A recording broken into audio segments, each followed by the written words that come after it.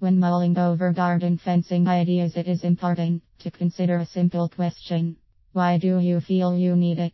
Is the garden fencing for security, privacy of your house? Is it a garden accessory, or purely for decorative purposes, or indeed shelter?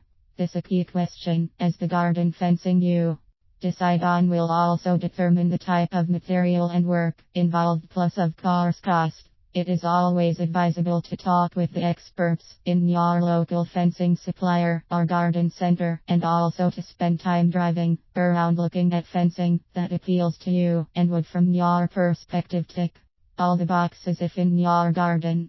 It always helps to arrive at an informed decision. Whether you want to give your garden a more decorative look or you simply want a protective barrier, then fencing is without question a very worthwhile addition to your garden. Garden fencing plays many roles. It defines the boundary of your property, can act as a partition to keep neighbors or unwelcome guests out and children and animals in.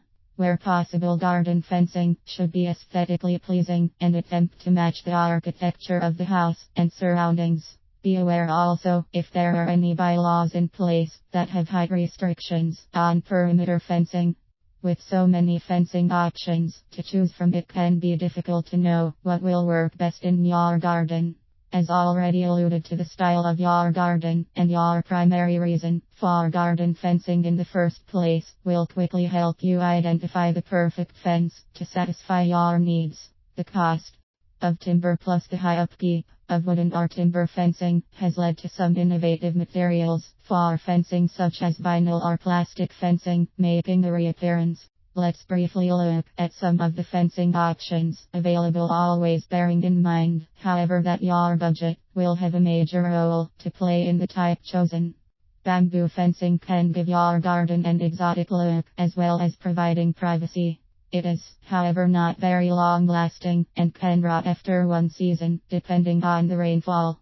Plastic fencing, which comes in different colors and designs. Perhaps its greatest appeal is its durability and minimum maintenance, as it is rot and rust resistant and rarely discolors. Wire fencing can be unsightly. However, it fulfills its purpose of defining a given boundary. It can be decorated with flower climbers and twirling plants, and over time can be made to look pretty.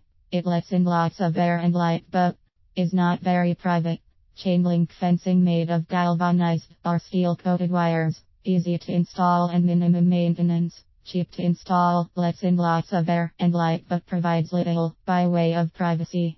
Wrought iron fencing has more architectural appeal and character. It also, of course, has its advantages in severe weather conditions. Wooden fencing can give an old world type style to garden.